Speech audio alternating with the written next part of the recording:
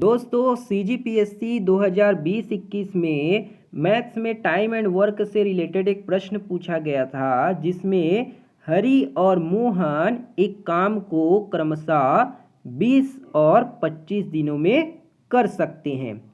एक साथ 10 दिनों तक काम करने के बाद उन्होंने बीमार होने के कारण काम को छोड़ दिया और श्याम ने बाकी काम 3 दिनों में खत्म कर दिया। श्याम को अकेले पूरा काम खत्म करने में कितने दिन लगते हैं? तो यहाँ पे आपसे पूछा जा रहा है कि श्याम जो है अकेले उस काम को कितने दिनों में कंप्लीट कर लेगा। तो यहाँ पे आपको दिया गया है हरि और मोहन, है ना। हरि और मोहन दो अलग अलग पर्सन हैं, जो कि हरि जो है काम को 20 दिनों में कंप्लीट करता है, यानी कि हरि की जो है 20 दिनों में काम को कंप्लीट कर लेता है। वहीं पे आपके मोहन जो है उस काम को 25 दिनों में कंप्लीट कर लेते हैं। तो यहाँ पे आपके टाइम का जो रेशियो दिया गया है, तो यहाँ से हम क्या निकाल सकते हैं? टोटल वर्क निकाल सकते हैं। तो टोटल वर्क क्या हो जाएगा? 20 और 25 का अगर हम एलसीएम लें तो वो हो जाएगा आपका 100, है ना। टोटल वर्क जो होगा आपका यहाँ पे 100 निकल के आ जाएगा। और आप सभी जानते होंगे कि जो वर्क होता है वो टाइम इनटू एफिशिएंसी के इक्वल होता है ना। तो यहाँ से हमारी एफिशिएंसी क्या निकल के आ जाएगी? जो हरी है उसकी एफिशिएंसी आ जाएगी आपकी 20 पंचे 100, और जो होगा मोहन की एफिशिएंसी आपके निकल के आ जाएगी 25 चौक 100, यानी कि हरी और मोहन की एफिशिएंसी आपके यहाँ पे निकल के आ गई, है ना। अब आगे देखते हैं। एक साथ 10 दिनों तक काम करने के बाद उन्होंने बीमार होने के कारण काम छोड़ दिया, है ना।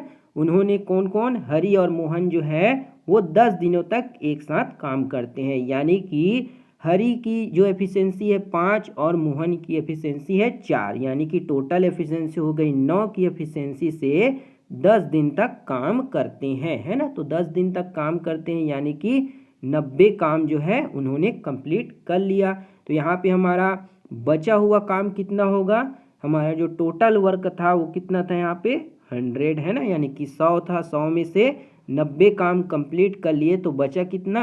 10 काम जो है आपका यहाँ पे बच गया, है ना।